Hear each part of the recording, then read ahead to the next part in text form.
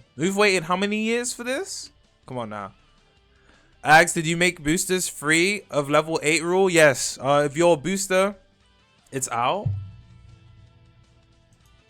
Where? DM the link. Oh, is it on his YouTube channel?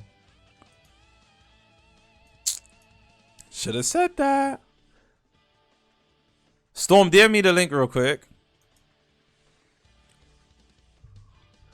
Reworked. Holy War X. Bro said it's out. I don't see no links.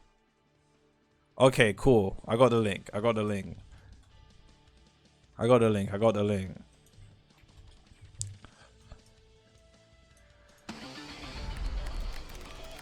He didn't even premiere or nothing.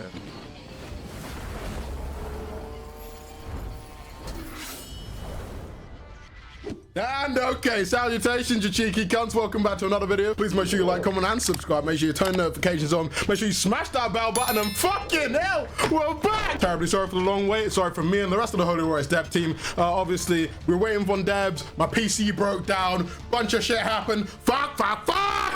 But it's okay, we're here to make another video. Essentially, the movie is really just going to be a recap on what shit used to look like and what shit looks like now. The game has undergone a lot of revisions with many changes, and it's one of the main reasons why we've taken so long with this project. Also, there's been a lot of games that have released recently that have been blown out of fucking proportion, and then the moment they hit the platform, you know, hit the front page, it's absolutely dog shit, mate. And we don't want that for a game as beautiful as this. Also, after this movie, communication is going to be up tenfold, a lot more sneaks and a lot more videos to show you. We'll have the Sea Boss movie come after this, which will be movie 2, and the Progression movie, which is after that, which is movie 3, and after that third one, it'll be time to release sometime this year. And don't worry, in between these movies, we're going to be constantly dropping videos with content on the game. Now, there's going to be a rework on the channel. Now, this main channel is mainly going to be used for official Holy Warriors stuff, official dev things, any projects that I'm working on. And then I'm going to be making a second channel for, you know, me playing games and all my fuck shit. Now, on that channel, I'm mainly going to be playing like just games that I genuinely find fun. But then also at the same time, the only Roblox games I'm going to be playing on there are games that are like, as I just said before, games that I genuinely deem are fun and have value. So for any of you small developers or any of you YouTubers who have like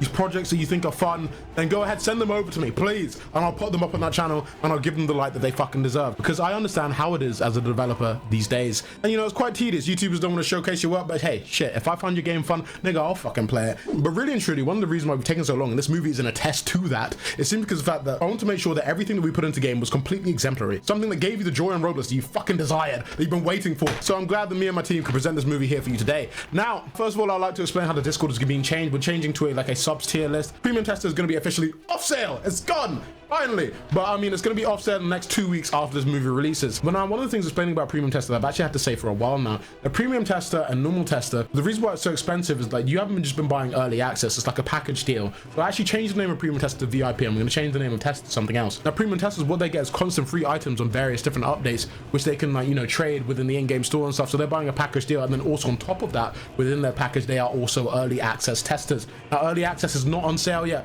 but there is one thing. Even though Premium Tester is going off sale, there is still a way to get it. Now, the way to get it is if you buy the server subscription list inside the Discord, which is only about like, what, $5 or something? $5 to £2 or $1.99 or something. So just go to the Discord and find that out. And every single 2 or 3 weeks, we're going to host a giveaway for the people who are on the subs list, and then we'll be able to give away some of those. Listen, this is important information, so we're not skipping this, by the way. People are going to be getting, you know, premium sneaks and premium, you know, info on the game, because obviously we're now closing up and trying to get towards the end of releasing the fucking game for you guys. And this isn't TikTok. I'm not ×2 speeding.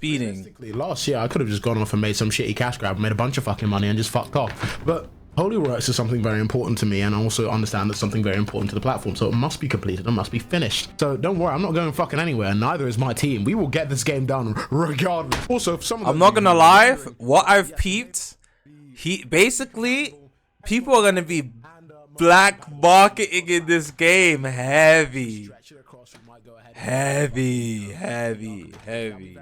That's a lot later down the line. But then before I move on quickly, we're going to do one last fucking giveaway. One last fucking giveaway of 10 Premium Tester spots. Yes, 10! Fuck you! I need to calm down. I'm sorry, I've been working on the movie for so long that I'm so happy that it's finally fucking done. But yeah, this giveaway is going to last about 1 week long. And here are the steps to be able to join it. Step 1, subscribe to the channel and make sure you turn notifications on and like the fucking video. Step 2, follow my Twitter and or the TikTok in order to get more updates on the game. Step 3, officially join the giveaway in the Discord and then share it to 10 of your friends, and make sure you screenshot yourself sharing it to 10 of your friends. You can share it into a large Discord that you have, and then, you know, just give proof to our moderators. And then there's also an optional step at the end. I actually made a new Instagram account. It's going to be my new official Alfred Discord account. You guys can go ahead and follow that, and then like my most recent post on it as well, because most definitely we are fucking back, baby. Also, before I continue, I'd quickly like to say hi there, Book. Hi there, Block. Salutations, your boy is back.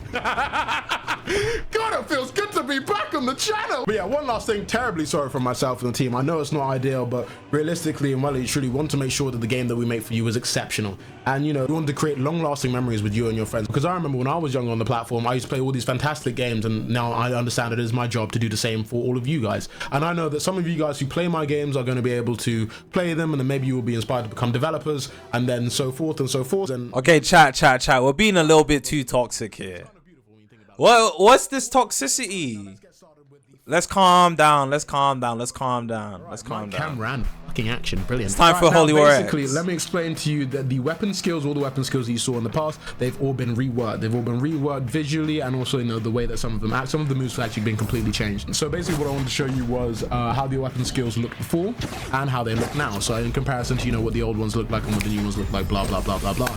And then also, I did want to show you the differentiation in how some of the moves work depending on whether you're on the ground or whether you are in your aerial variant. Now, when I say your aerial variant, I'm referring to the aerial launch system that we added into our combat system earlier this year. Now, moving on to that point, actually, I'm going to take a detour and explain why you did see it in the Reworked movie, along with, you know, a few other things that you're probably going to be seeing along the course of this video. Now, the Rail brothers are my boys, good friends of mine. Hi, Book, hi, Block, how you doing, brothers? But evidently, some of you have been coming into the server being like, yo, what the fuck? You guys copied? No, that's not how it worked. They copied it from us. Along with our, you know, the aerial launch, the VFX with the, you know, the new combat, the I think that both the ship system we did both kind of take it from Black Flag, but, you know, that's still up in the air for grabs. The fish decks, yeah, this is the, you know, their adventure decks they took from us as well. And then, you know, the I think the fishing, did I say that already? Yeah, but that was all. I think aside from that, all the games are pretty, like, you know, rather different to a certain extent. But basically, even if you're watching their movie, there's a small part in it when they're showing the aerial launch where they say this looked good enough to copy. And it makes sense in this game. I guess I see why people would love to copy it. That message was not for you guys, it was for me, because, you know, it was a laugh that, yo, we yoinked your shit. Now here, when it comes to developers in that retrospect, when we see something shiny, we go ahead and we fucking take it, mate. So, you know, the people are saying like, oh no, you guys are we're not beefing, you know, we're just trying to make the best possible experience on the platform for all of you guys. Yeah, okay, so here I wanted to show the dates of when we showed off our shit to the public and the dates of when we posted up at the official Discord server in comparison to, you know, the date their movie 2 was released. Now, you see, the funny thing is, one of the reasons why I even tried to make the video unlisted when I shared it out to the public via link to the community was to make sure that they actually didn't join our shit again. Well, obviously that didn't work, but the aerial launch, the new VFX on weapon M1s, our fish decks and our fishing, well, yeah, they were all copied from us initially. But aside from that, both games are pretty different, well, somewhat fairly in their own ways. And in my opinion, I think both games are going to be pretty exceptional on the platform. Also, might I add quickly, this was directly intentional because these boys genuinely called me up after their movie was released to laugh at me that they yoinked my shit. Cheeky fucking bastards. But aside from that, yeah. But you know, it is what it is. But, you know, I just wanted to show you guys, you know, that came from us directly before any of you start going saying we copied them. No, they copied us. But, you know, it's all in good faith. But yeah, I mainly just wanted to get that out so that way we don't get any of that, oh my god, you guys copied them bullshit. No, nigga, they copied first. And in retrospect, we will probably copy some shit from them back. Because, you know, it's a quid pro quo kind of thing. You know, we're all developers in this field. We all like stealing shit from time to time. Now, if we are all done stealing each other's work, I would like to present to you the new Reworked submarine. Yes, this is a completely original concept I decided to put into my own game because I decided, you know what? How about we add submarines to the fucking game? Because I thought to do this myself. Now, I like to call this design specifically the Rex submarine, the Rex Frog submarine.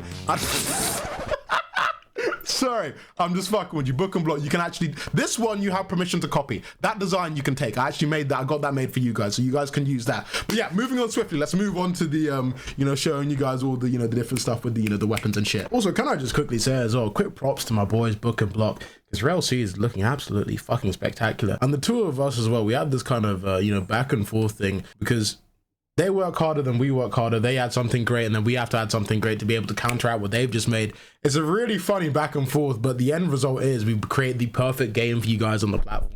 But I know for one, I cannot wait to get into my crew in RLCs and fuck up a bunch of you. But Block did say he's going to be keeping me in Impel Down. So 10,000 Robux for anyone who can keep me out of RLC's fucking Impel Down prison. Thank you, please, and fucking thank you.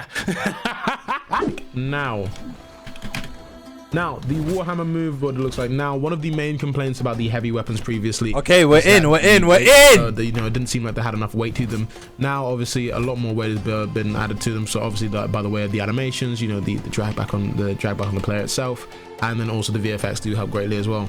But one of the things as well when it comes to the moves too, obviously, nothing a little screen shake can't fix as well, and then also, you know, better extra debris effects when we're using our moves. This is the new ground shadow effect.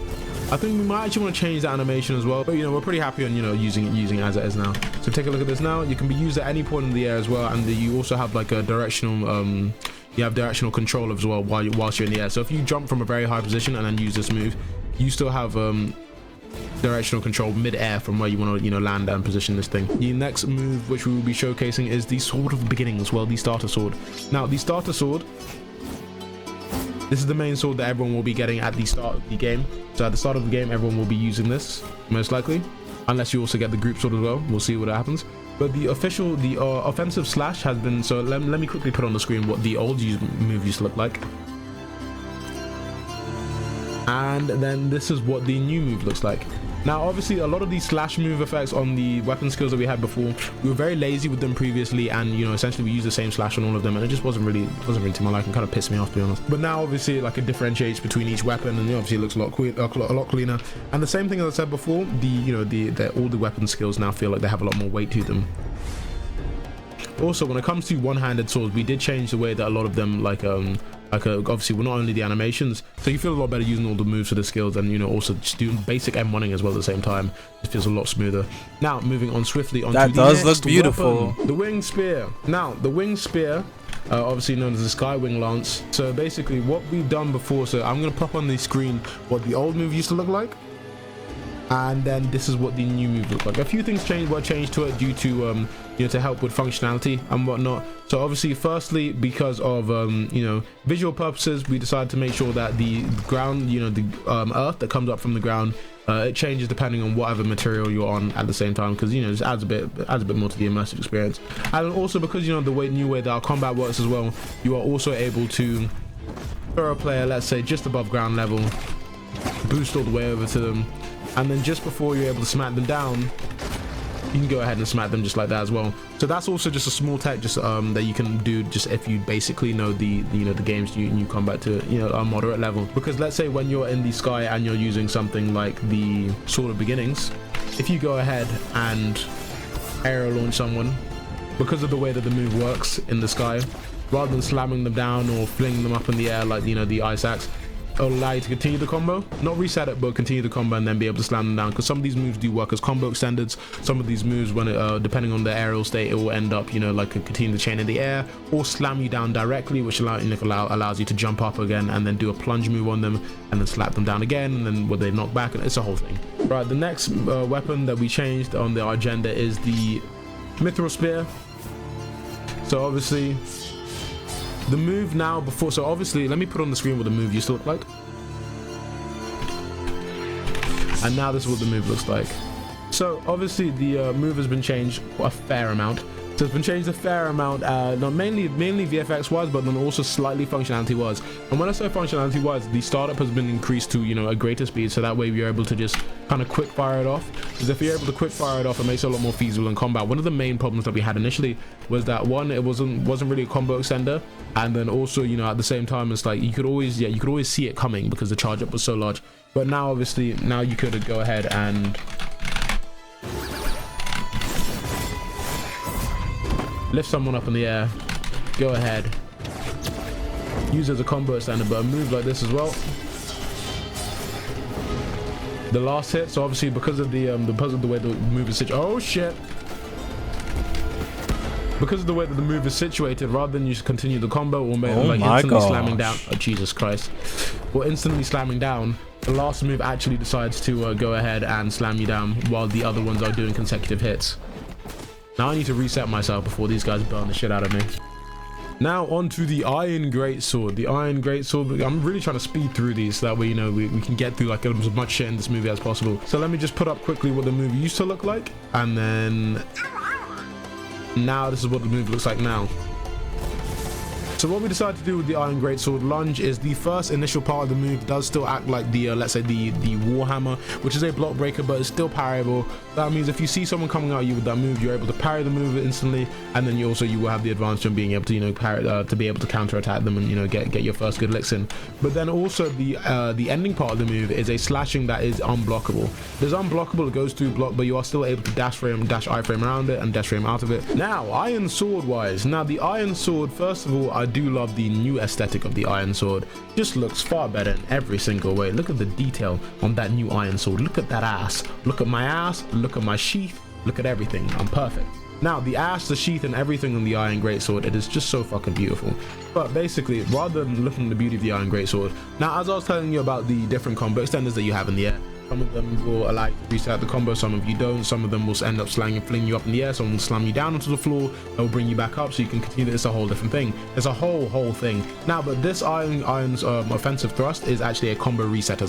So what you're able to do, I guess you can if you catch someone off guard, combo start with that. But mainly it is used to reset the combo and get your maximum amount of hits in. There's not a block breaker, which is why we've made it allow you to do this. So that way, like, I feel like a lot of people are going to end up, infusing it into their combos with their different magics and stuff. So let me go ahead and show you an example. If I was to lift up this NPC such as this, and with a full string combo in the air, offensive thrust, and then the entire chain is reset, and with that,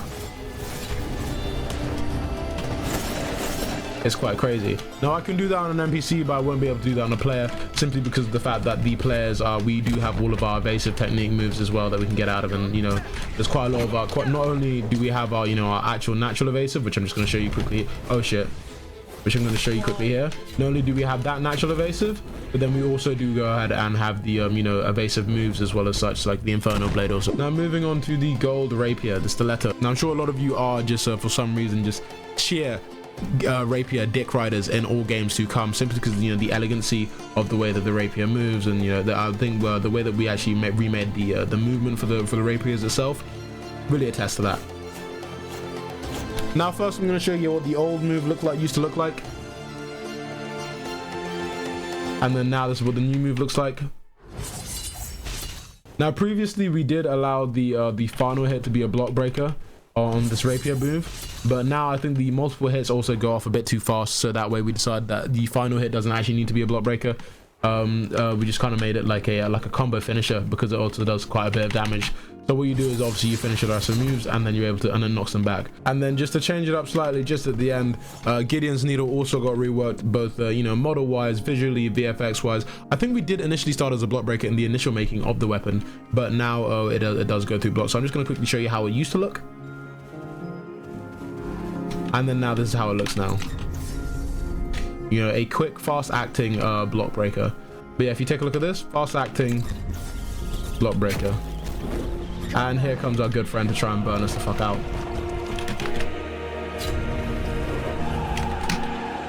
And last but not least, one of the weapons, the common weapons that was not actually on the list before, so one of the additions that we actually had to make, well, actually we made two different additions, well, three. So one of them was magic orbs, and then another one was the fist wraps, which I'll be showing to you later on in the movie. But this one of the third one was actually the Apprentice Holy Knight Katana, which is to do with the in-game guild faction, which is the Holy Knight. So if any of you guys watch 7 Deadly Sins, yes, you'll be able to join the Holy Knight guild inside a game, and that's how you're going to be able to arrest people. What we wanted to do was add a feel of immersion into the game, where it's like, because obviously in STS, when you have a lot of Holy Knights, you know, infusing their own magic into their weapons and whatnot. So what we decided to do is there are a few small visual aspects that we tune up to the game. So let's say when you're charging your mana color is dependent on the magic that you hold, and then that also transfers over to your aspiring light move as well. So when you use your aspiring light move, the color portrayed is, you know, dependent on the magic you have, because obviously you're charging your magical energy into your you know, your apprentice wooden katana. So if I go ahead and so as I've gone ahead and changed my magic to ice, now change to blue. It's the small details that matter. Now moving on to the rare weapons, we've got something such as the Shark's Bane. I'm not entirely too sure if we showed Shark Bane previously in the rare weapons, but the Tsunami Dive, at least now you can aim and look at it, point and aim, you know, with your cursor, and then once you go ahead and land, it is also just like the heavy attack weapon where it is a block breaker. And obviously because it is a rare weapon and is different to the Warhammer, it does actually have a lot more range than the Warhammer as well. You can still also use it in the air and direct where you're going to. And then if you are using shift lock at the same time, rather than like you kind of just have a set distance where you're going, and you kind of just go to maximum set distance. Now the Overflood move is also a block breaker, but it is this one does go through block, but the Tsunami Dive is parable and this one is not. So that is also because the, you know, the charge up is so large. So once you see someone use this move, all you really have to do is back up, and then the you know, the end lag gives you enough time to like dash in and then try and fuck them up as well. Hey, nice try, buddy.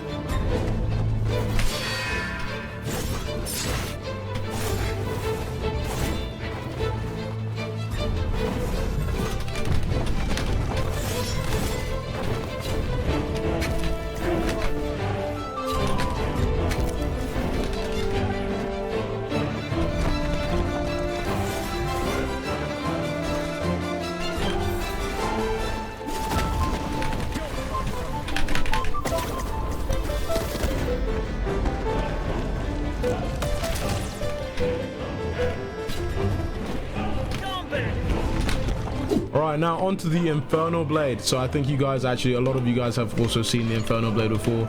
I'm really trying to get through these as quick as possible, so that way, you know, we can spend time on things that you guys really want to see, because I'm pretty sure a lot of you guys want to see, you know, things that you've already seen before. The weapon itself, models wise, didn't change too much. You know what, I think after the end of this, I'm just going to go and show an entire panel of what, you know, the new models look like for all of the weapons, so that way you guys can get a good look at them.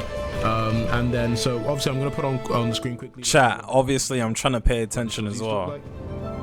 I think the first move itself was subject to change, so that one actually changed completely, and then the last move itself is mainly just a visual. And yes, there's voice lines in the game. Also add a you know, soft auto track to the firing off of the moves, so that way, you know, for people that are flying or people that are moving around quite a bit, it does like softly auto track them. So if they're staying a bit too, you know, too still, then they're able to still get caught by it. It is still a blockable move, so obviously don't worry if you are blocking. You will still be able to block a majority of it, but it does do quite a lot of hit damage to your block as well. So you can't really just take all of them if you've been taking a lot of damage throughout the entire fight. Now the first move is changed to Doombringer. This is a block breaker. It can be used in the air to fling people back, or can also be used as an evasive while you're being attacked by people. Or then you've got Hellbringer Fire, which is the projectile move as well. Now onto the Ice Axe, a fan favorite of what you guys also remember from the, you know, from the rare weapons previously. So this actually mainly was just a visual rework. It actually acts the exact same as you had it before, because, you know, it was pretty much goddamn fucking perfect, mate. So the main thing that here to look out for is, you know, the same way that we've changed up the ice in the game. So actually this ice, we did a massive rework on our ice magic as well. So I'll give you a small little preview. And I'll be showing that a lot later, so I'll be showing, you know, the full ice magic a lot later, because there are quite a few things that you do need to know about that, because, you know, as I was saying, different moves change in the air depending on the ground, or if you hold them too long, and yeah, it's a whole thing. Now moving on swiftly, the second move for the, you know, for the Ice Axe is still the Glacier Impact, or the Frostbite Assault. My apologies. Oh Jesus, these guys don't like me hitting them. Oh, fuck that. Perfect.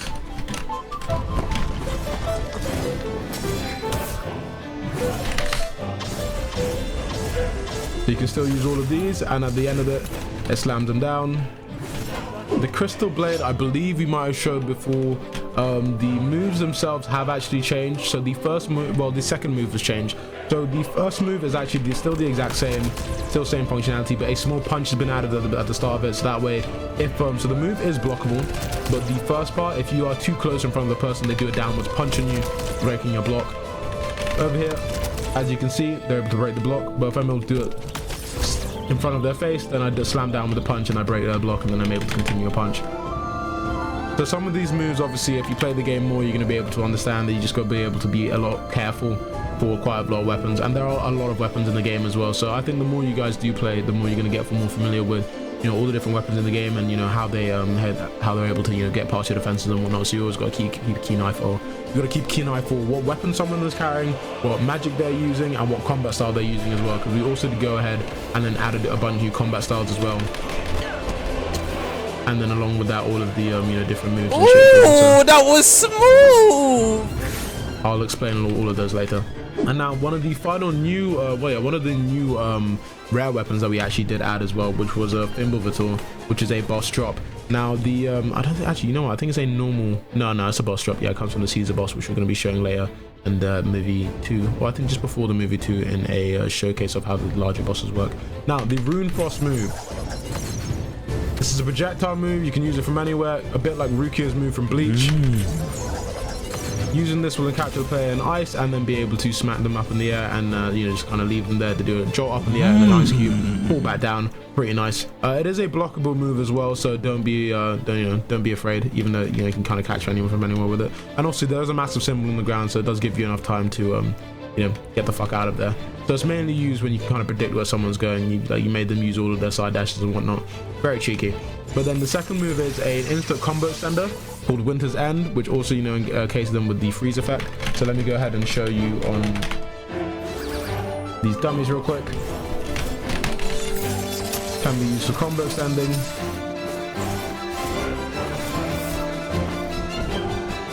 Lift them up in the air again. And then when I do slam them down,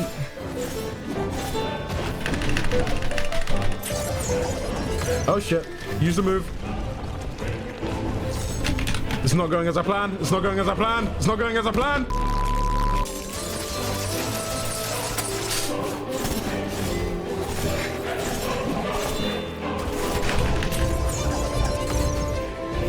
There we go.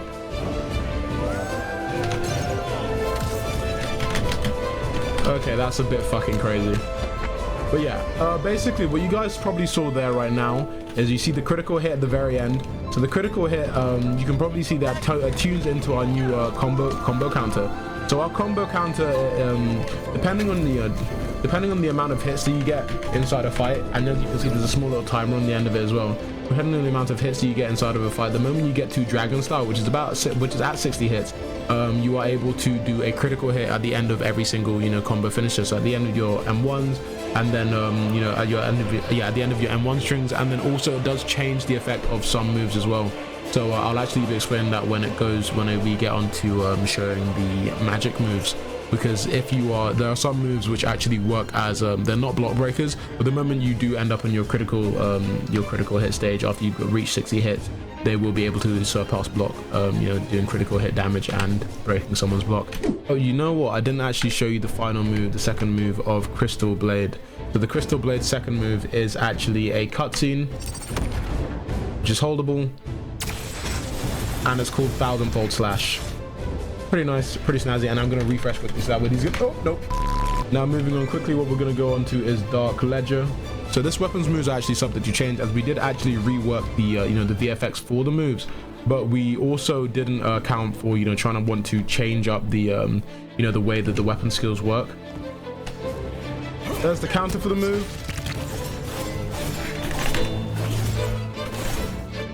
The second move, I think the sound effects still need to be done for it. And then the third move is, say, slash, and then, you know, a projectile into a, you know, a little vortex hit that we can also use as a normal projectile. I'm cooked. I'm cooked.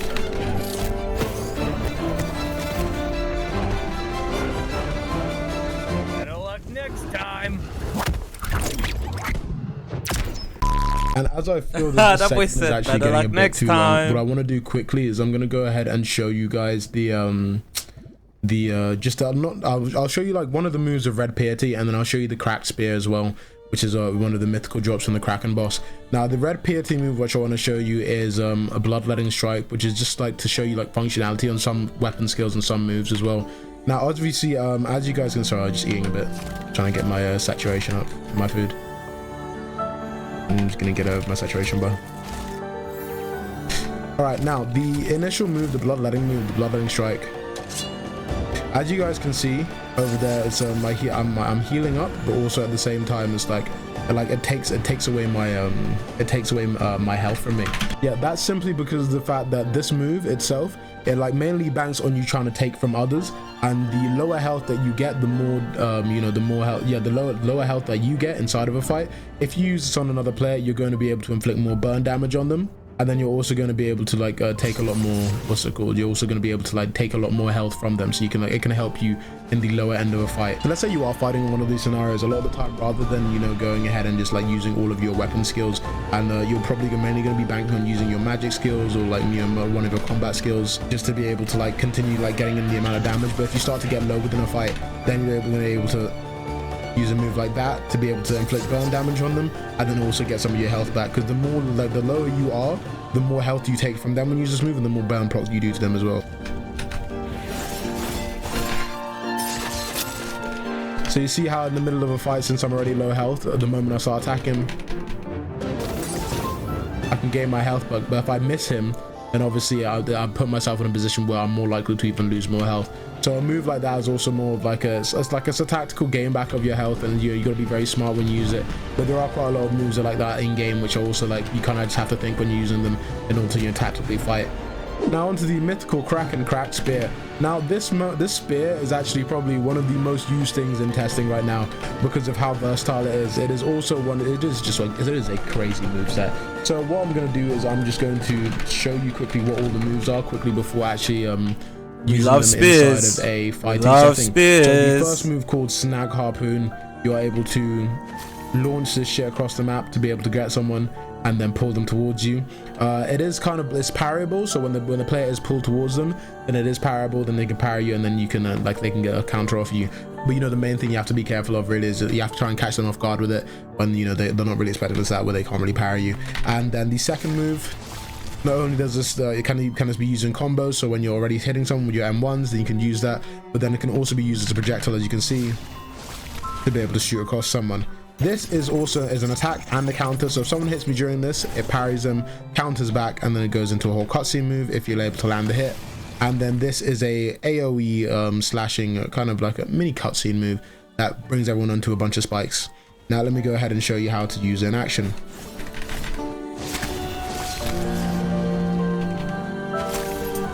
Oh shit, missed it.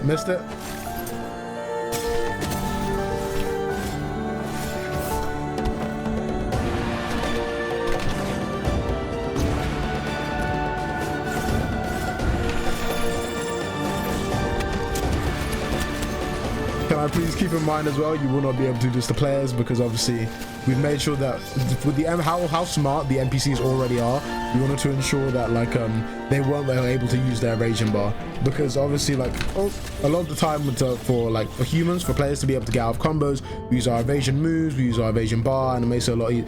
Jesus Christ of Nazareth.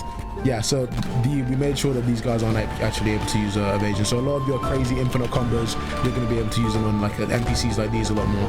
But that is if you're actually able to catch them in the first place, because they are still pretty damn intelligent.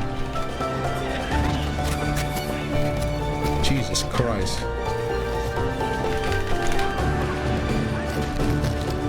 I just ended up having like an all-out war with these guys. No, you don't. See how he's about to yeah, you saw how he was about to hit me with like a, you know, the blaze ult, but I was able to pull him by and then get past him.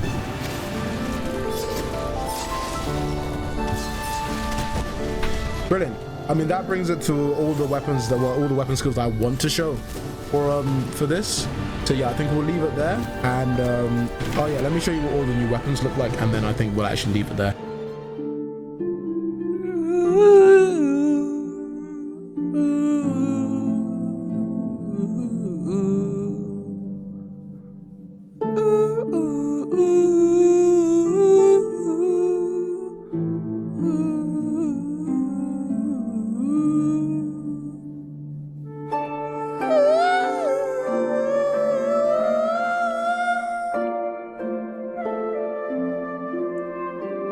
Now what I want to do first, I want to go about and explain to you all the kind of like mini changes we'd like done tweaks wise to ensure that, you know, the boss was fun to fight. And obviously even now I feel like the bosses are still subject to some form of change. But I think this is like, you know, the main rough variations of, you know, the kind of small level bosses that we're gonna have. So physics wise, we fixed how some of the moves were able to allow you to go past the boss. So initially we were able to, like, let's say a move like one of these bloodletting moves for the cracked spear, you know, it travels you forward, it gives you momentum when you use it. So obviously here we allowed it to make sure that, you know, when you use it here, like it stops your momentum. So that way all the damage you want to inflict on the boss, it goes directly to it rather than pushing you past it. Because obviously the bosses in game work a bit like the Elden Ring bosses, which don't have like a proper stun to them, but more like you attack them, you give damage onto them, and then, you know, they stagger, and then that's when you're really able to capitalize on damaging them. We also decided to go out of our way to try and make the boss a lot more responsive, because originally when we had first made the boss, so first of all we made the you know, the moves for the boss, and then we started working on the movement. But then also what we realized is that the boss, even though with all the like attacks that I was doing, it wasn't really quite reaching the player. So you know, we made a few tweaks and adjustments up to its speed and then its hitbox, and, you know, the way that tracks onto the player. So even as normal M1s, it tracks onto the player directly at you now, in order to you know, actually catch the player a lot easier. So that way it's a lot more challenging when you're fighting it. Yeah, so I'm gonna go ahead and show you that later on in the fight. Okay, now here's a quick note I wanted to add. All bosses and mesh deformation mobs in game are actually able to, we made it so you're actually able to transform into them. You guys won't be able to, but by, you know, dev console, we're actually able to transform into them and use all the moves as we please. And that's mainly one because of the fact that when it comes to close community for the game, so the actual community for the game, not the main RP, when it comes to the community side of the game, let's say for those of you guys who are SDS fans, the lower ranking demons will actually be like, you know, the red demons in the game. So it's a bit like you know, in the actual series where the lowest ranking of the demon clan, where, you know, should I ask Alfie to give me a spec where I can transform into a boss? Yeah. I'm gonna cut a deal with Alfie for sure. Players like the different mesh deformation bosses and stuff. It makes it a lot easier for us to ensure that the AI can think like an even better player if we can ensure that it has all the capabilities of one. It made it a lot easier for us in general, just allowing us to every single mob or every single monster. I'm gonna pretend like I didn't read chat just then. Turn into ourselves, and that we can fully really like delve into and test it properly. And when it comes to significantly larger bosses like the Caesar model, which I'm probably just gonna pop it on the screen here real quick, but you know, like the Kujira, which is a sea boss, or, you know, especially one of these, I want to turn into the monkey. To add a sort of jiggle feature towards the larger bosses, such as like they do in Elden Ring and whatnot. So that way, if you're hitting a very large creature, rather than having to, you know, flash the entire mob red, which kind of gets a bit tacky in my opinion, the specific body part which you are attacking will jiggle, so that way you have kind of confirmation that you're attacking the correct certain part that you've intended to. And then obviously when you've dealt enough damage to one of those parts on one of the larger bosses, depending on where you focus your attacks, the boss will change how it reacts to you. And as I mentioned earlier, we'll show the full Great Ape Caesar boss battle in a different video though, probably in the next movie, or yeah, in a separate video, as I mentioned earlier. Also, before I show you this, you need to be wary, because some of the bosses actually, you know what, rather than explain to you, I'm just gonna go ahead and show you this. Secret passage. Salutations, you cheeky cunt. Hold on, give me a second, I gotta open a beer. Oh look, okay. Is that me? All right. I'm over here. Why are you fucking spamming in the back? Sage! Hi, Sage. Wasting time. Hey, why y'all wasting time? That's it right there. I swear. All right, let's go. Ooh, he on the throne like Igris. Type B. This is gonna be crazy. Oh, yeah, we can't leave now. We're locked in here. Yeah, best of luck, boys. Okay then. I feel like I'm cooked, bro. Oh no, you are good. Swift engage. Go on. I got him. Wait. Do we need to be in a party or? No, we don't. Just fight him normally. Wait, do the cutscene moves work on him or not? No, they don't. Oh my god. If I hit any of you, I'm sorry. Wait, no. Yep. That was mixing me up. Yeah, no, fuck this. Oh, I didn't name that. Okay. Let's use the alt. Oh, get him. He down. Wait. He's not down just yet. I do that. Charge my mana. Oh yeah, who just grabbed me? What you do? I'm sorry. I gotta change the lighting for this place. I don't like the lighting in here. You say he's fucking the shit out of you, bro. He's getting fucked up. He's fucking the shit out of me. Here we go. Oh no, fuck this. Yeah, someone do the cutscene on him. Yeah, you got him. Just not. Wait, what button is it through the cutscene? Nah, Alfie, you went crazy with Okay. this, bro. Oh, okay. I got him. He's like at half. No. I need to block. Let me block more. Why is he Hold on, hold on, focusing hold on. on me? Blood clot. He's not focusing on me. All right, let me charge. Oh my god, I'm gonna die, y'all. Nah, I you'll feel be like alright. I feel like I haven't you'll be alright, contributed Swift. enough here. Oh, no, You'll be alright. You'll be alright. I just wasted my ult. I'm sorry. Shit! I'm sorry. He's down. Wait, what? He got instantly. Who used that spike? Yo, what is the... No, I'm actually gonna die, bro. If I die, do I respawn in here, or am I cooked? No, you don't. You see that? we You are see that hitting entrance, each bro? other, The bro. entrance is locked, bro. Yes, because no, I can't even complain because I've been hitting half of you. Oh, bro, I'm like, what am I almost Wait, you there? gripped someone. Who did you grip? Who died? I'm just trying to survive, so you know, I'm Wait, not I just got this, staring I at a got wall. I thought I could parry it. I didn't parry it. Thank you, Paul. Bro, I might die. I actually might die. When you're pumped, I actually might die. Yo, someone take over. Don't worry, I'll save y'all. Since we're not in a Yeah, I'm hitting party, with bro. Never We're mind. hitting each other. We're all hitting each other. Yo, party's not gonna fucking help you. It just reduces damage slightly, bro. Slightly better than that. What the flip? I got him there. And I one. tried to get him low. It didn't work. No, he's not to be. Yo, Oh, no, because he's not. no, the cutscene, like one the tap bang cutscene, there. the cutscene gets him a lot lower than. I'm murdering Who did you people when they say? come inside this room. On me. Wow. Oh no, hell no. Give me a player killer. My god. I gotta be. It wasn't me that died, it was Beyblade, Swift, bro. bro. It's a joke. It's not that serious. All right, I'm a ult. Why is it whenever I try to ult, bro, he cancels it? No, don't look at me. Don't Wait, look try and parry, at me. try and parry. I ain't dying here. It didn't work. It didn't work. It didn't work. It didn't work. I ain't attempting no parries, bro. I tried. But was no, the not parries is how we blocking get the at most all, damage now on that I him. think Hold on. Got him. Y'all better die again, Wait, bro. I got you. I'm sending it back. You see I'm that, not Pop? helping anyone. Yeah, I gotta sit back. I'm Now I can put my hardest. It didn't work. It didn't work. Yo, someone take him off. Someone. Yeah, Oh, wait, y'all really playing? let the ability off, bro. Bro's charging. But which one of you just shot? Okay, no. Hold on. Can we talk for a second? Now I'm in the corner. One of you tried to fire, like let off a whole firing over in my face. Yeah, Like what's crazy, that, bro? I see that. bro. He's trying to I've save seen me. that. No. One of you own up to it now. One of you own up to it now. One of you just tried to fucking murder me. Ice magic, can't be me. With no, it's this nigga. I can watch you. I can see your aura. It's a fucking blaze, nigga. You prick. Let's. I'm just gonna sit back and Okay, I need you crap. direction strikes. You better die. I'm dead. Who just killed What do you mean me? he's about to die? Yo, someone please, I beg you. Yo, someone please, I'm gonna die. Someone please. No. You're doing more damage to me. I'm actually one shot. Please, someone kill it. Oh, no way, it kills me whilst I'm one shot. Wait, I'm still alive. My own teammates are killing me, bro. This is not, bro. Pop. Did we get it? Don't worry, I'll ult. Wonderful. It's No, over. save Oh, no we need to got it. ult. It's finished. Oh, thank fuck. No, we got it. It's done. It's a death animation. Why is he back alive again? Wait, Pop, Yeah, keep best it. of luck, boys. I'm out. Yeah, best of luck, boys. What? This is. We have to do it again? Pop. Yeah, that's the second. No, It's the second no, phase. Oh yeah, Swift is done, mate. Yeah, you're cooked, Nah, bro. he's after me. He's after me. Oh, not anymore. Oh, Never no, I mind. bet. No, he's got a flash teleport. Yeah, Pump, you're fine, right? Yeah, good. I'm healing at the moment. I'm out of combat. Yeah, I'm getting my res of That's war. not my own teammate. I got it. Once my health is back, I'll go. I got a crazy. cutscene. Wait, no, I think he wants me now. He really is teleporting. He's teleporting. He's got a flash teleport. Which one of you dumbasses tried to hit him with an ult and failed? Who's that, bro? Who's actually that dumb, bro? Did somebody swap places?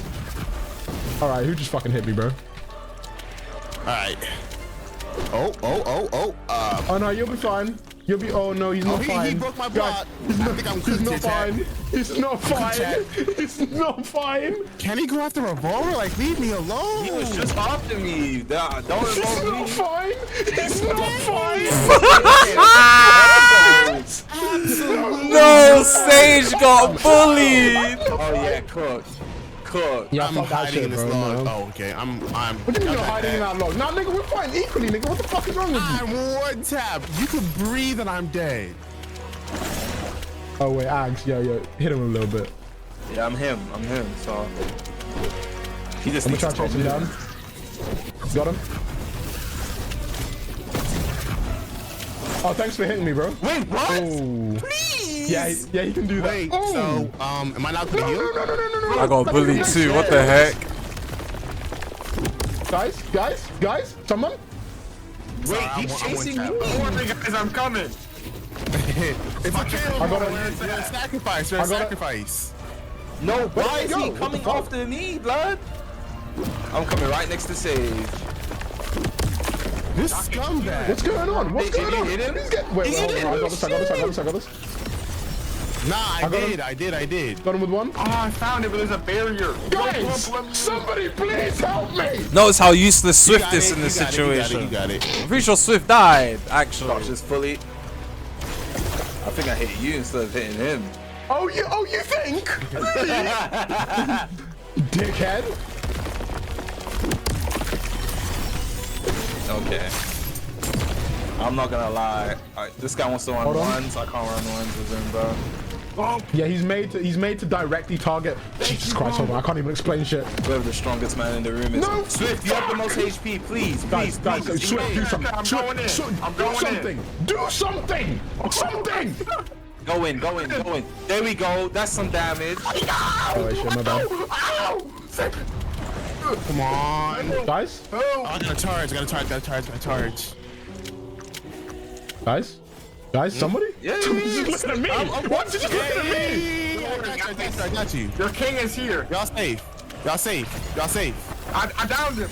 Oh, I'm in a cutscene without beating his ass. I'm being boom. Bah. Ooh, okay, I don't know I see about you. that. Okay, thanks for that, Swift. Jesus Christ. Look, Jesus he Christ. starts hitting me. Do I look like the Minotaur? Look at this guy. Guys, Swift is here. Okay. Swift is trying to full combo me. Swift, get out of here. you just ignition fisted me, you dickhead.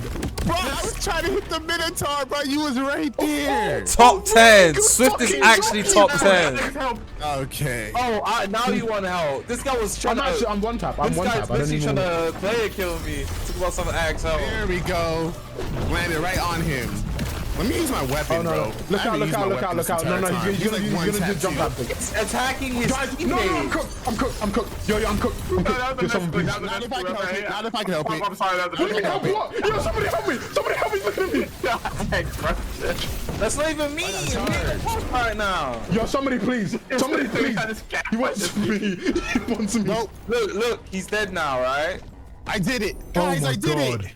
Sage, my you're such fucking a God. hero, bro. Sage, you're such a hero. Hero? Most of the fucking damage I got was from you! No, it's Swift. Can you stop team killing? Wait, why is it bad? In your ass. Why chip? No, that cancels the win. That cancels the win. That cancels. No.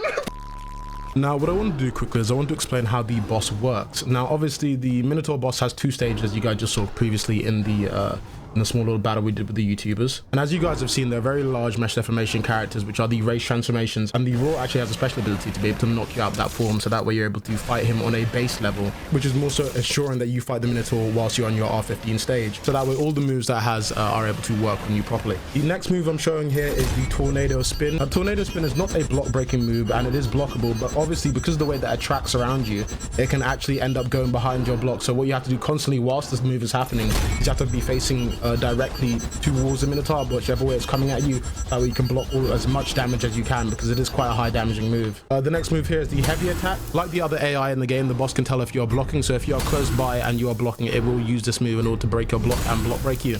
Now what I'm going to show here is the Minotaur charge. Now the Minotaur charge works in a very specific way, where if it catches a player whilst you're in its path, it's going to pick you up and travel you along.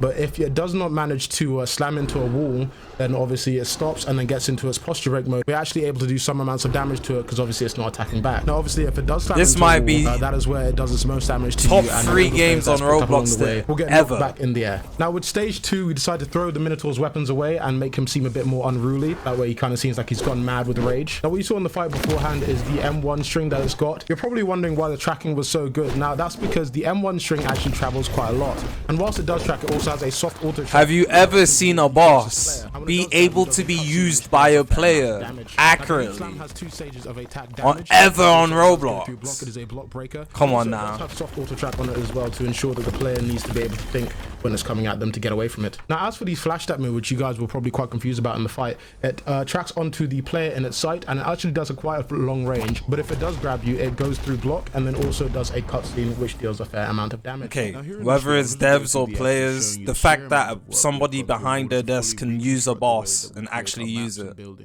Deep walking does not have this feature, bro. Deep walking can spawn in bosses, but you can't use the boss. Which you so desire. In order to do this, we had to carefully first construct the designs for all of our buildings and decide whether we wanted them to be open plan where you can just run in quickly for efficiency, such as the potion shop shown initially, so you can run in and purchase enchantment scrolls and or potions, or quickly sit at a stand and make a potion yourself and then be out on your way and explore the rest of the game. Then when it comes to something as important as taverns in an RPG game, every single floor had to be properly planned out beforehand so we could really hit the medium where we could keep the detail up enough for all of you to feel amazed by your environment, whilst also leaving enough space for you to socialize and fight whilst keeping it all optimized. This new approach for us buildings wise has helped us tremendously improve our environmental aspect of the game and makes the users feel much more immersed. On that note, all islands for the game have been completely redone aside from the Guild 4 islands since they were damn near perfect. But navigating back to that point on the new buildings which have interior spaces to navigate through, a large thing for us approaching this, as you can see here, was also ensuring that there were places which have very large open spaces like this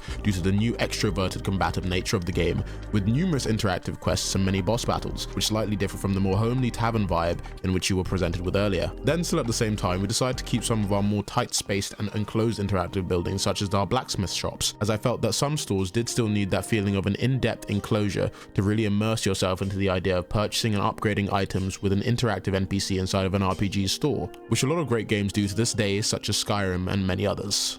Ah yes, the old maps. Now for example, I decided to use Amalfi Island, which some of you guys had seen before, as you know, the main example of what the old maps used to look like. Now if you see here, the terrain is all very blocky and it's very hard for us to navigate through, like our NPCs to navigate through, and also our wildlife which you added in, which I'm going to be showing you later, to navigate through these maps and islands. Also, if you can see here, everything's a bit too clustered and too close by. Obviously we do still get that same very homely feeling of walking through a city and being immersed by the environment, but also at the same time it's a bit too enclosed for a combative sense, because the game has gone through massive combative reworks where all of the combat is a lot more fragrant and a lot more widespread, So needs to show this to transformations Decay as well. So it'd be a lot harder for players to be able to navigate through these towns whilst they're in their goddess mode or their demon mode or their giant mode or so on. But yes, essentially the old maps did look fine to a certain extent, but in my eyes they were severely lacking something. They were severely lacking substance and a certain level of detail which matched the, you know, the aesthetic qualities of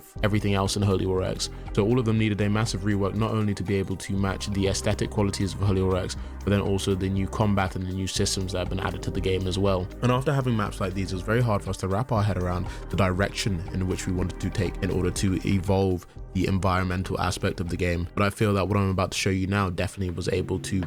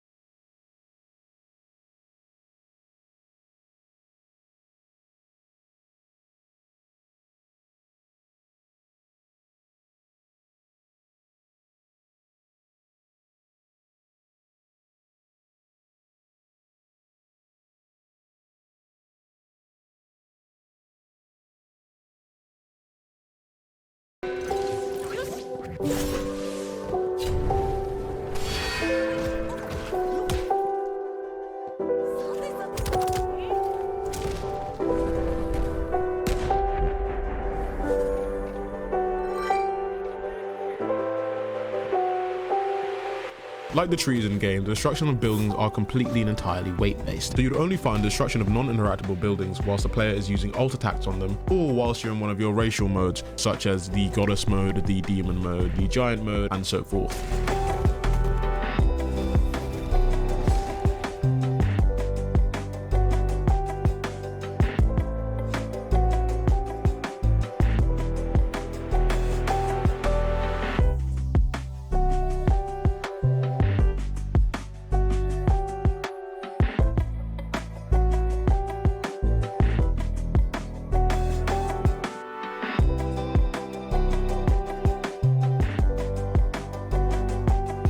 Now when it comes to the layout of the islands themselves, as we evolved our combat, I decided that the maps of the game not only need a visual rework, but practically they need to be more widespread out in order to account for all the large new forms, boss battles and aerial launches. Furthermore, with how smooth and satisfying it is to fly, we really wanted to ensure that you could take in your surroundings for a longer period of time, before your stamina runs out of course. There's mounts in the game, bro.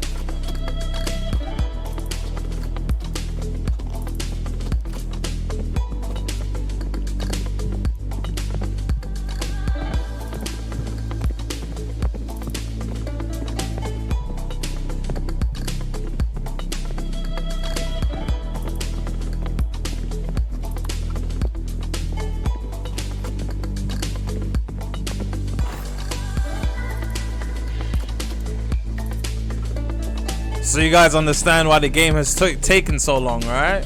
Or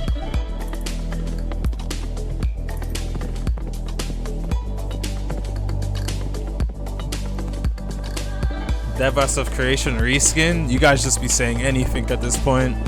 Let's not even lie.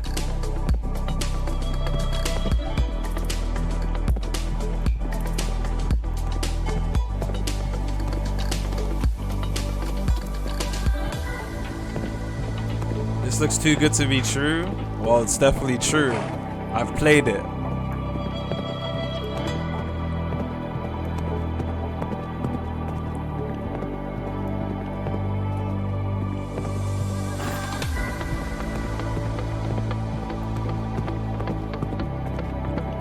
Bro said play Runeslayer is the best game of 2025. Have you not looked at my channel the past like 2-3 weeks?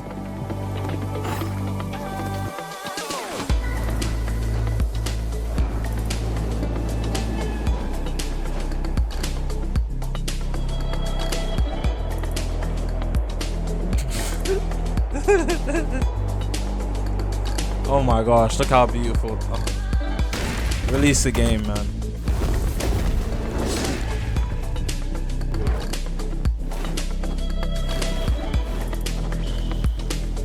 Why use mounts when you can fly? Not every race is gonna have the ability to fly.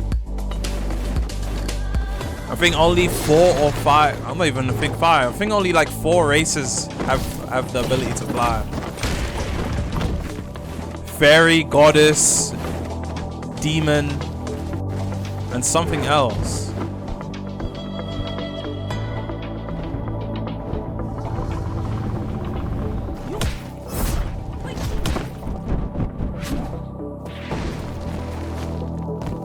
I don't know. I haven't seen all the races, but I know there's a lot of them. For example, when I say rework the islands, obviously some places would still serve their purpose incredibly well, like the mine shaft, where you gain your ores which help you with your weapon progression, have been transferred over very easily, or underground caverns like the labyrinth on Zera Island, which houses the Minotaur world boss. But then the overworld map, such as the general landscape of the original Amalfi Island, is what has been reworked, terrain and spacing wise, whilst also incorporating the new style of building spoken about earlier, so all of the islands in general feel a lot more interactive, with more of an explorative world RPG vibe.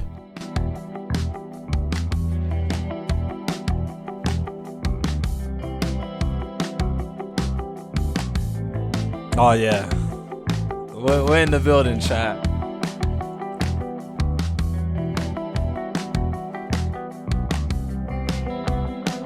The Rail Brothers are gonna see this and they're gonna be like, oh yeah, we need to cook more of Rail Seas. This is what's gonna inspire the golden age of Roblox. Roblox developers seeing games like this and saying, oh, okay, we gotta step it up, bro. I'm telling you, once Rail Seas and Reworked comes out, we're only gonna be getting better games from there, man. This is raps, it's GG.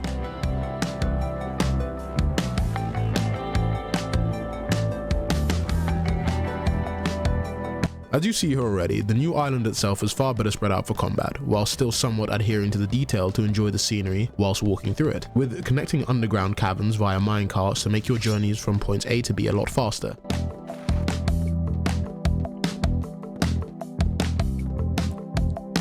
Roblox devs can't replicate this. They don't need to replicate it, but it should make sure that the standards are a little bit higher. You feel what I'm saying?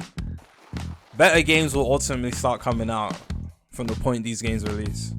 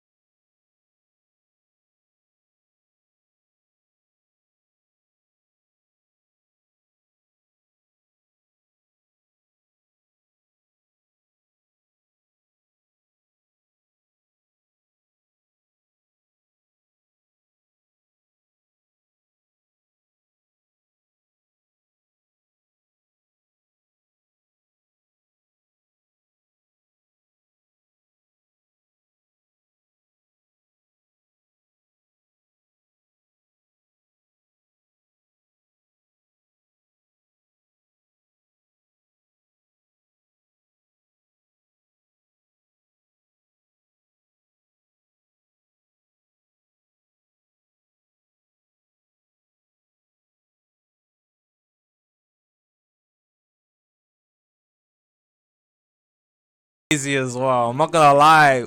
Yeah, we might. Oh my gosh, it's good. Chat, we might not sleep. We might not sleep when this game comes out.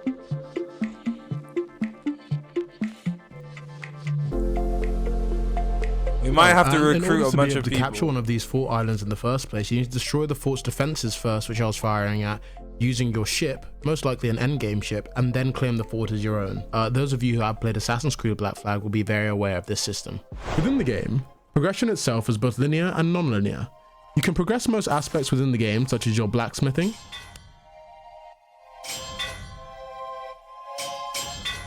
flight,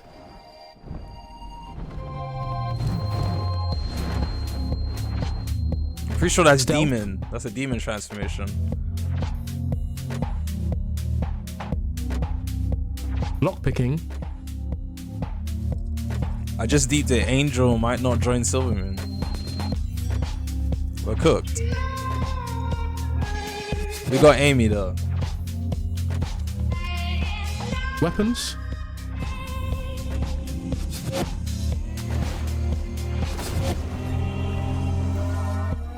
cooking,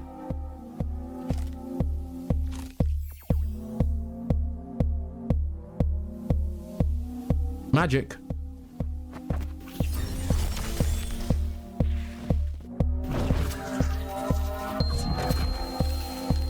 fishing, and many more.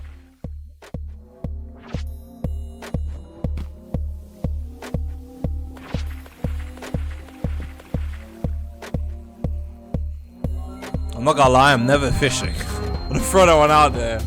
I don't care what buffs it And gives. these will all help tie into your overall level. But when it comes to the main linear progression, you actually find yourself going through our game's custom storyline, which will help you make the jump between around levels 1 to 5, completing not only combative but also problem-solving tasks and objectives. Seeing that the next story level requirement would be at about level 10, to make up the remaining levels, one would have to indulge in set side quests which you can pick up from NPCs stationed around the respective islands. Then, getting more towards the endgame guild wars and ship or sea farming also ties into how one would progress. One of the main cool aspects of the game is how we decide to customly tackle making our mission system, which I would speak on further, but since some developers can't keep their fucking hands to themselves these days, we're going to wait and throw it into the next movie or just in a separate video after that. Oh my days. The ship combat looks pretty good too.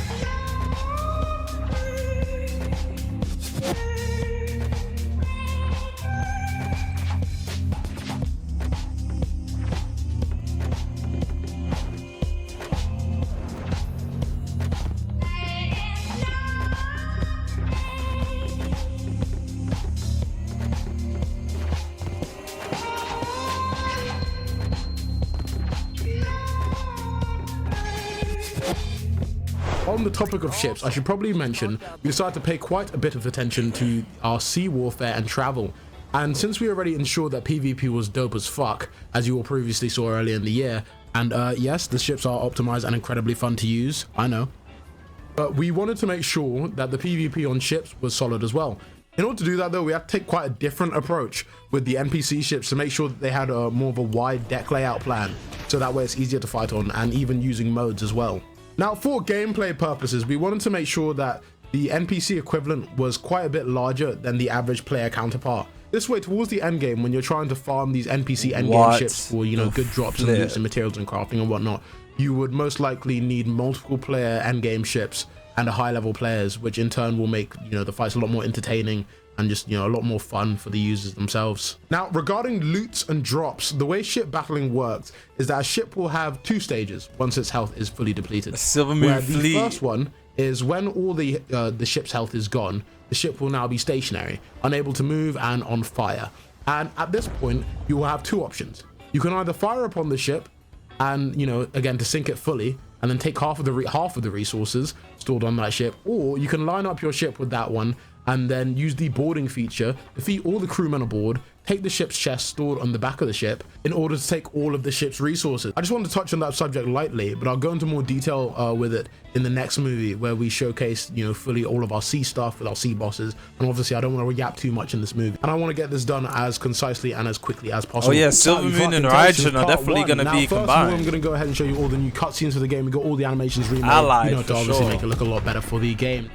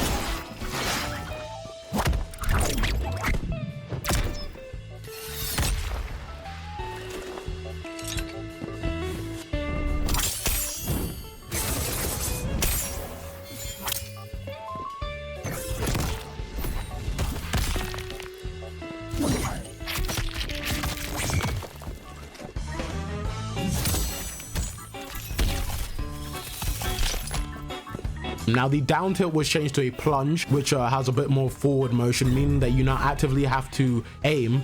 So it takes a lot more skill than just jumping up in the air and then slamming down, as well as the fact that we went out of our way to add a height checker as well. So that way, if you jump normally and then do the plunge, it doesn't actually block break, but you know, it stuns you if you are able to land the attack.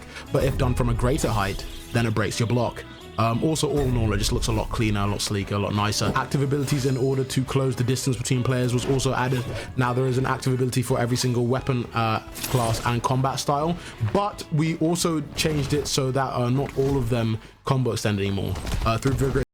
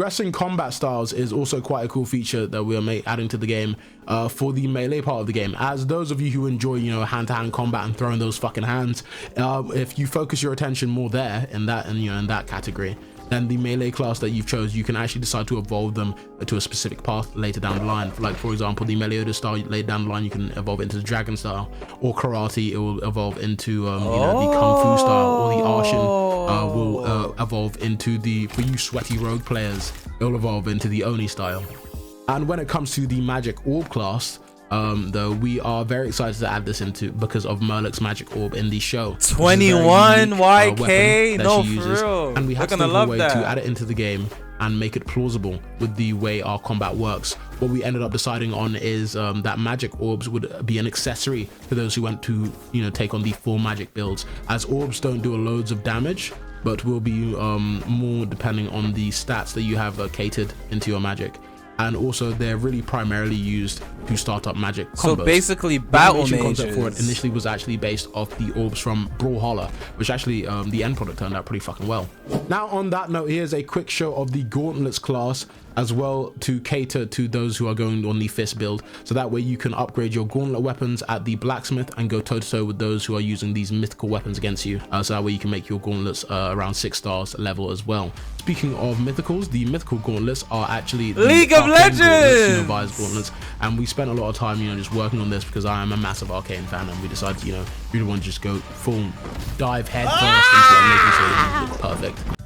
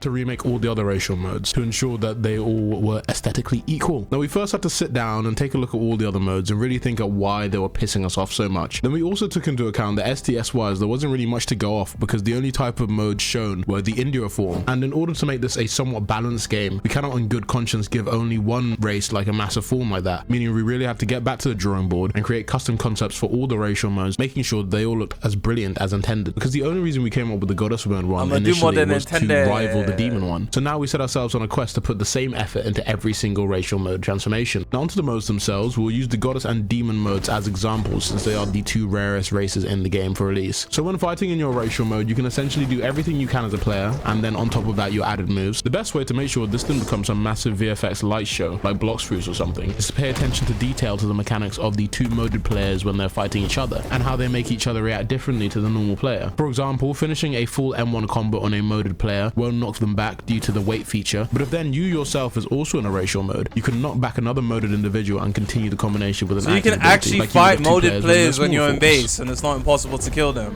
I like that. So just because they transform doesn't mean they're gonna win the fight. It just means they're gonna get their ass beat even harder.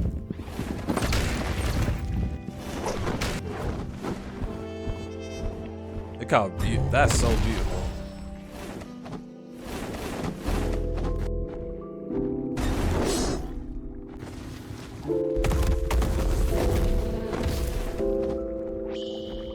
Reworked or Monster Hunter Wilds. We wanted to ensure that each racial mode felt individual. So the goddess mode focuses more on speed, the demon mode focuses more on assault, which is why when it does this full M1 combo string, fireballs are shot out to the side to make sure the destruction is brought to everything within its path.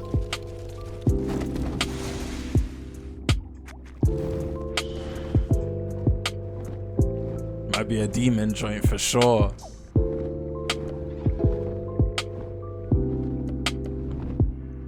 No, that's so calm. And it can free fall. Ah, yeah, man.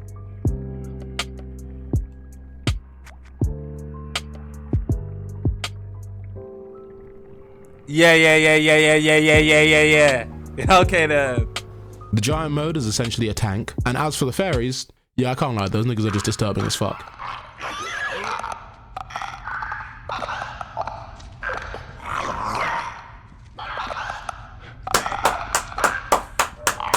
Round of applause. Round of applause. The Minotaur's Roar, which gives a demoding effect. But also later on, once we add further power level scaling, like in the series, higher levels, immense magical pressure can knock you back out of your mode too if the power level between you two is too great and you choose to knock them down a peg. Progression wise with modes, these race modes that you see here are the max evolution possible for the normal variants of a race. Higher variants such as the noble demons, goddesses, and so on will be able to evolve further. But actually, as you go up a stage in power, it knocks you back into your R15 form, so they can take on the appearances such as the Assault mode, and then further on the Demon King mode, which will be on updates post-release, so you don't need to worry about that for now. I might go fairy, I might go fairy, I might go fairy, I might go fairy, I might go fairy. And then I'm going to show you the armors themselves. Now, basically, depending on the environment, we not only have a multitude of different monsters and wild animals that are ready to attack you at any given time, but there are certain NPC races who look a lot more like Roblox players that will come and attack you based on the region they are found in. As we wanted to ensure that everything you encounter feels unique, we've got multiple variants of armors made for each different NPC found in these different environments as well, both dividing between the male and the female to make sure that we are fully inclusive in this game. Now, to get this done, obviously, it consisted of us having to get all the concept art made for these first, in order for all the armors to truly feel unique, and then we got to work with making them. We could really be here all day, because when it comes to a list of it all, just the R15 NPC faction groups alone you would run into, not include the groups like the Ravengers, which were based from our game's custom story lore, or the game's NPC Holy Knights or hostile sea NPCs who pilot the ships. Then you have things like the Forest Dwellers, the Highlanders, Wildlings, Fremen, Cave Dwellers, Fairy Hunters, Druids, Giant Deserters, Giant Nomads, Rogue Fairy, Fairy Guardians, Fallen Celestials, Goddess Missionaries, Banished Demons, Demon Officers, and the list goes on. No, Roblox devs are gonna be shaking once this game comes out, bro. Finally, a game that has good female clothing? No, honestly. Gonna see so much cosplayers, bro. The female armor does look good, though. Crossplay? I meant to say cross-dressers, bro. Is that Dune? Is that a Dune fit? Okay, the Dune fits go crazy.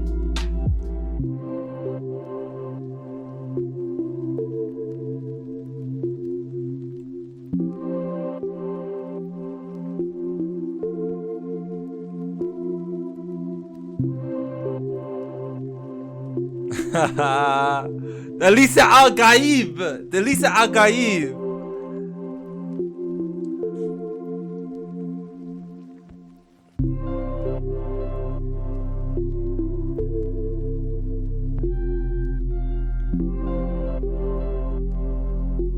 The skull helmets look crazy.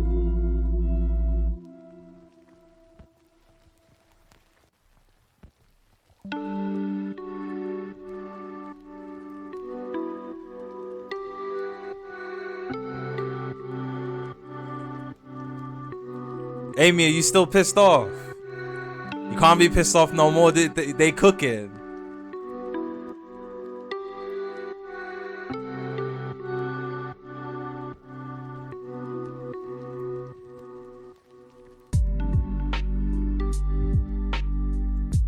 Yeah, the customization defo got it, bro. If I see anyone wearing the same fits, you're done, mate.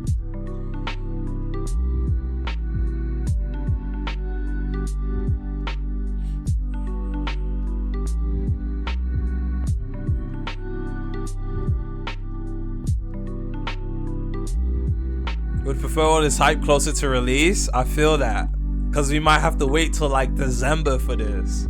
This feels like it might be a last day of December type thing, bro. Is this Quincy? It looks like it.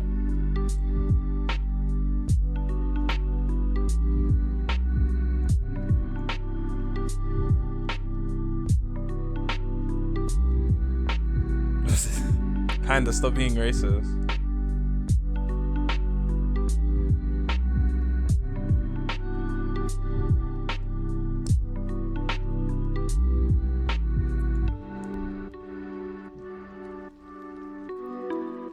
Was the game optimized last time I played it? Yeah, it ran pretty smoothly. No bad. Even with everyone around spamming abilities. But we'll see. My PC. And then also we have good monsters-wise, things like the Vast, the Reaper Frog, the Blue Demon, the Crit, Snowmans, the Skeleton, the Deus Lupus, the Lava Drake, the Slughorn, the Deviant, the Winnie, the Giants, the Rockman, the Heifer, the Yeti, the Snowman, the Demon Creepers, and then there's all the sea mobs and all the world bosses. And like, we could do this all day, and we've been cooking, essentially. That's what I'm trying to get at. We've been cooking. After many reworks and many upgrades, now in Reworked, there is no shortage when it comes to our PvE mobs in the game. Okay, Eclipse is gonna like this game. Eclipse is gonna love it. Was that a creeper? I think it was. I'm pretty sure it was a creeper.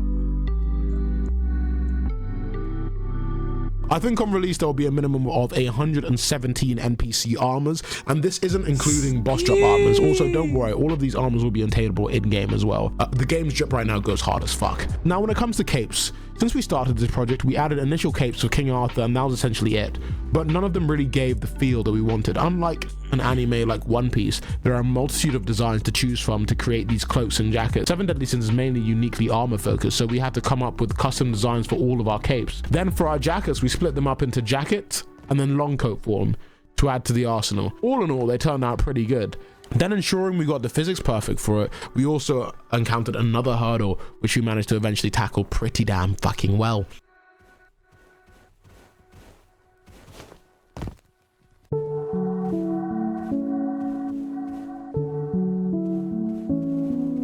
Cape physics. The half dragon wing joint, that's kind of lit. There you go, I like this one. What was the hurdle? I think it was just creating good cape physics.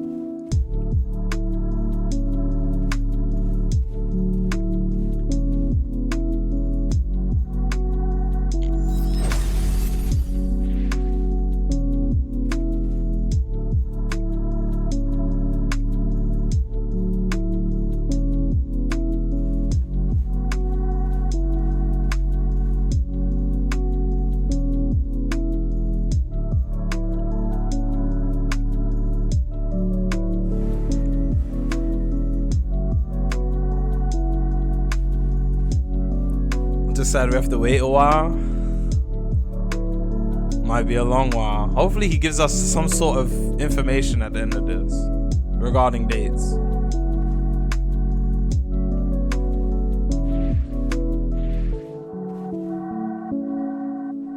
I know Roblox developers are shaking in their boots right now. All those CC games, all those trash CC games that have no content and just PvP, it might be over for those games in 2025, bro. All those CC games that only have PvP content, it might be game over. Might be game over. I ain't even trying to send no shots, I'm just saying. Finally? No, honestly, finally, bro. Blox Fruits will be fine. Blox Fruits isn't going anywhere, let's be so real.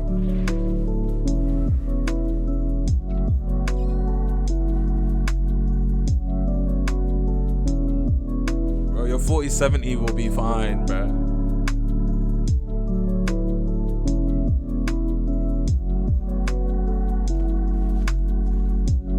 This game's free. This game's gonna be free. PC, mobile, Xbox. And I think he said VR. I don't know how VR is meant to play this, but whatever. Of Battleground copies. Now, as I said earlier, 7 Deadly Sins is mainly unique. I don't think they're going anywhere either. Weird designs of all of the Holy Knights. So now I'm going to show you all of the references that we took from the show and then our interpretation of it in order to make them, you know, plausible to the game.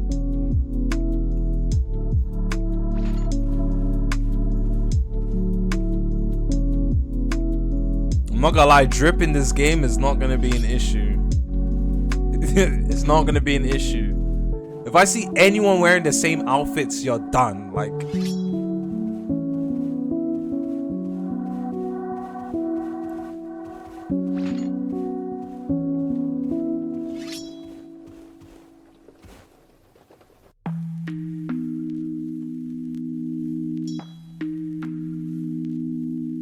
these are ugly. I mean, these are the Holy Knights in the show, bro.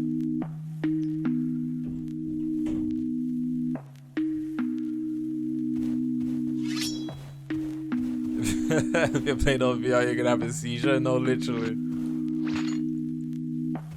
That one might be the ugliest one.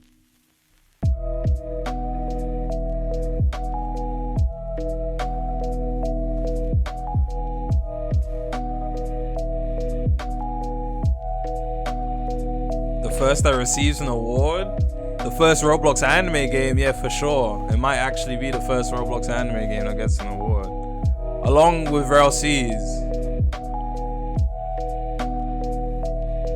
Well, actually, that's a lie. Blox Fruits received an award.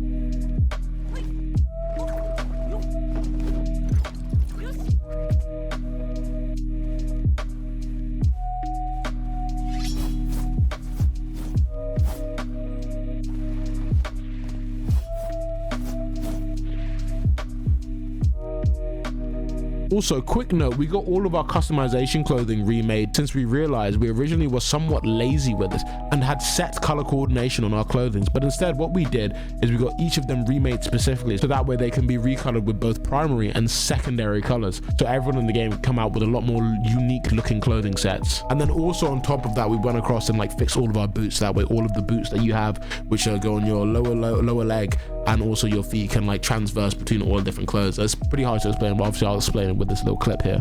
So now with all the new special armors and fresh customizable clothing, which has even now specifically been remade so all the high boots fit on top of the pants in game, if I see a single one of you in game looking the exact same as someone else's character, nigga, I'll kill you. There is no excuse for you to be copying another man's drip, another man's sauce. There is no reason for you to be stealing anyone else's sauce in this game because it is exceptional. You know what, let me stop. I feel like I'm threatening some of you a bit too much. Let's move on quickly.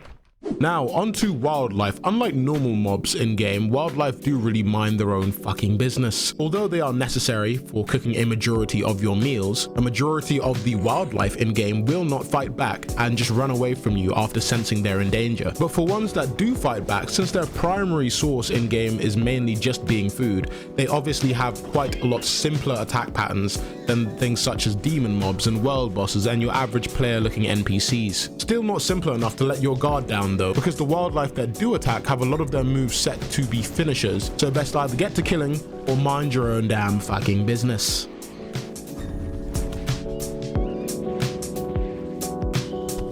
My camera and fucking action, I'll be as quick and concise with this as I can possibly be. Now, first off, we have omnidirectional movement. We added that to not only the players, but also, you know, the race characters as well, the race modes, to ensure that, you know, the game just looks a lot cleaner, a lot smoother when you're walking around from left to right and back to front. We also made it so when you press right alt, it allows you to slow motion walk. We added this specifically when Wukong came out because we love the idea of being able to dramatically circular walk down your opponent, so we added the means to be able to do so. Then also we added some small changes such as the M1s are now cancelable by skills, because obviously let's say you're about to just start M1ing someone, but you decided that you want to now hit them with a move instead, so you're not able to. So you're not stuck in an animation. The movement, the combat movement, the general VFX of the game as well.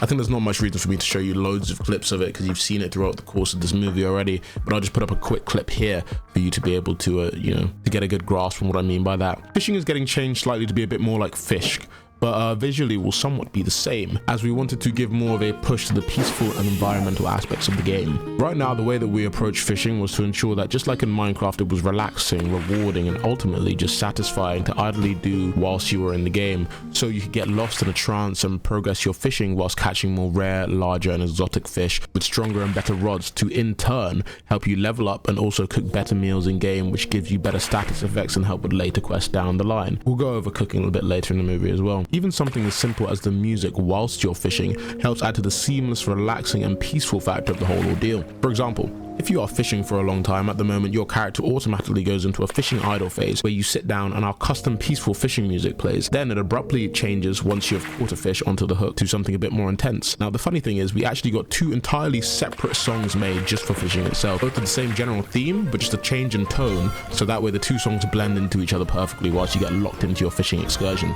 Though after seeing fish, we realized what helped attest to their game's success was everything I just mentioned now, with a few extra things such as the large world exploration experience, which we already have, but also simple things such as being able to show off your latest catch to your boys. So we'll add a few things to fishing on top of what we have now, such as, you know, mutant variants for our fishes, more fish in general, tweaking the mini game to make it a bit more intense and a bit more, you know, a bit more gripping. Adding something more to do whilst you're waiting for the fish to get on the hook, add a different mini game for the larger fish, add different types of baits, and then I think we can call it a day there because this is Holy War, it's not Grand Fishing Simulator. Oh, and furthermore, when fishing, you are able to fish out things such as enchantment scrolls in order to enchant your weapons and armors, exactly like in Minecraft. Oh, and speaking about Minecraft, I might as well explain how potion making works as well. So as many of our dev team members are severe Minecraft fans, I decided to make potion making work the same way as Minecraft, but obviously oriented towards the theme of the game. Now, for example, in Minecraft, in order to craft your potion, you first need to put in your base for all your potions, which is nether warts, of course. And then you can begin starting to place your different ingredients to make the general effect of the potion. Then to finish it off, in order to increase longevity or potency of the potion, you can add redstone or glowstone. Then in order to make the potion splash, you add gunpowder, right? Now bear with me, let me cook. So due to the nature of 7 deadly sins, there are 5 races in game on release, meaning that if you are killing any NPC, if it's not a normal wilderness animal or skeleton,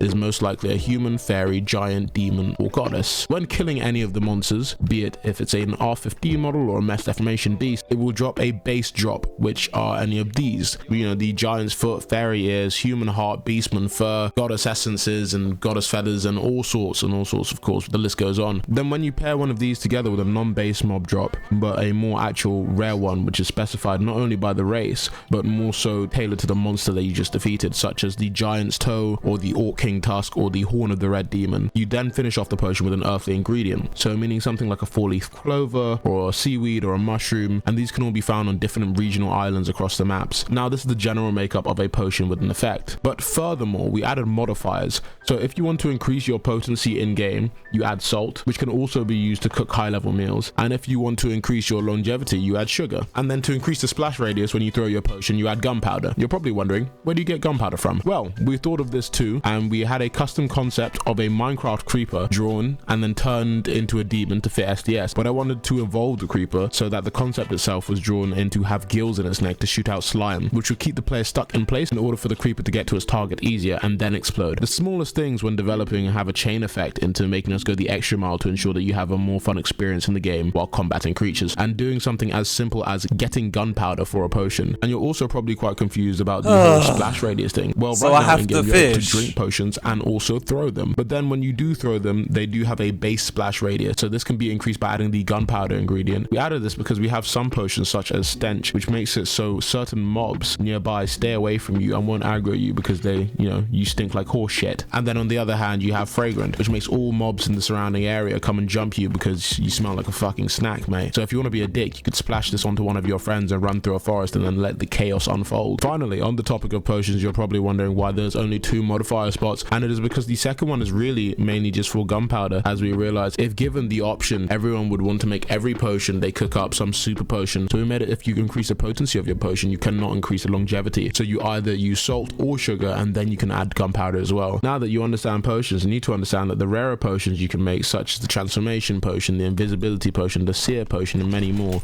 are crafted using rarer boss drops and rarer earthly ingredients such as the 4-leaf clover. So remember, rarer ingredients, rarer potions. I would also show you some recipes for the game, but you're meant to go into game and figure them out, so we don't want to ruin the fun for you. I did accidentally give away one of the recipes earlier, I just won't tell you what potion it's for. But yeah, the more you successfully create potions, the more your potion making progresses, and the less likely you are to fail when it comes to creating a potion. You can also sell potions in the world market, which I'll explain in a later video. There's gonna be Now a the final marketplace. segment, blacksmithing. I love that. Upgrading a weapon or armor piece consists of about maximum 5 items needed, but minimum about 4. This is how the weapon progression star system you've all seen actually works. Now remember, the rarity of a weapon only determines how many skills it will have. So a common will have 1,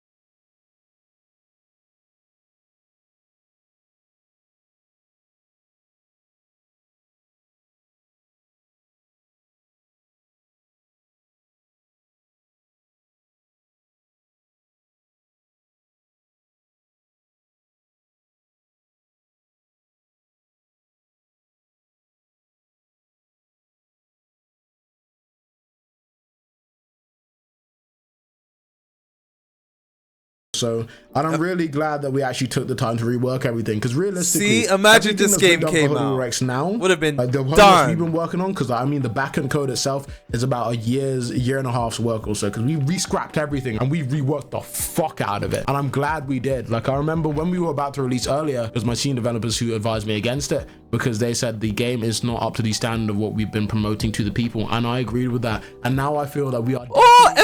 The game was meant to come out 2023. Imagine we got 2023 Reworked. There's one thing I'd like to say. I think everyone is waiting most indefinitely for Reworked and RLCs, and both games are going to be absolutely exemplary on the platform.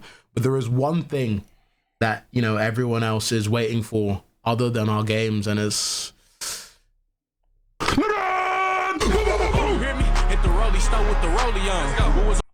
okay, that is it. However, we are not actually done here. First things first, the giveaway.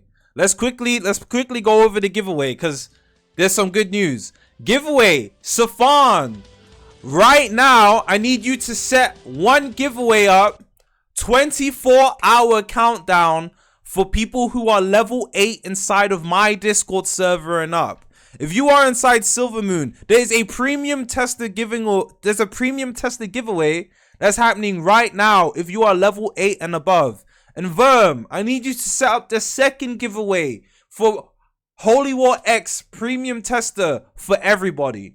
There's no level requirement on the second one for 24 hours. So 2 premium slots giveaways happening for everybody in the public. If you're level 8 in my Discord server, yes, you can join that one, and you can join the free giveaway happening inside the Discord server as well. Verm and Safan, please set that up right now.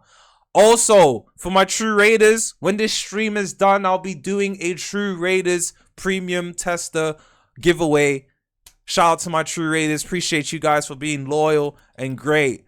I'll be giving away free premium tester slots overall. So shout out to y'all boys. I appreciate y'all. Also, if this is news for you, this means you should probably start from now to be active within my community, because during RLCs, if there's anything to give away, I'm not gonna say anything specific, but if there's anything to give away in RLCs, the level requirement will be double, if not triple, what it is now for RLC, CC, or tester, etc. So, if I were you, I would start glazing Revolveragz starting from now. If you miss this, you're done. Reworked, RLCs. This is your time to glaze. Trust me, you don't want to miss none of this stuff, bro. It's game over if you start missing out. You want everything Roblox anime, you come to me. I'm your guy. Do you understand? And not only that, we're also we're putting out 2 videos right now. Reworked customization. Reworked boss raid experience. Both of those videos are out right blood clot now. Do you understand? Bro, I don't think you niggas understand this. Reworked time, baby. Yeah, yes. Listen. Reworked, RLCs, anything you need when it comes to Reworked or RLCs, you know who to come to. You know who to come to. It's me, nigga. It's me, nigga. Yeah, I'm telling you that we are. Check RLCs. Wait, check RLCs. The Discord server. Hold up, let's check that real quick. Because RLCs, wait, the Discord server. We're checking the Discord server. Hold up. Let me not leak no DMs real quick. Real games. Check out our interview of our close friend Sweepy. Okay. Hold up, let's check this out as well. This might be big. 14 minutes long. Okay. Hold up. We're about to check out RLCs. Bro, today's just jam-packed. Look, they knew what they were doing. They put this out at the end of Reworked movie. They did that on purpose. Hold on. We gotta check this out as well. This is big. This is actually big. This is actually big. Hold on. Let's see. I'm gonna put this on the other link because I'll be lagging low key.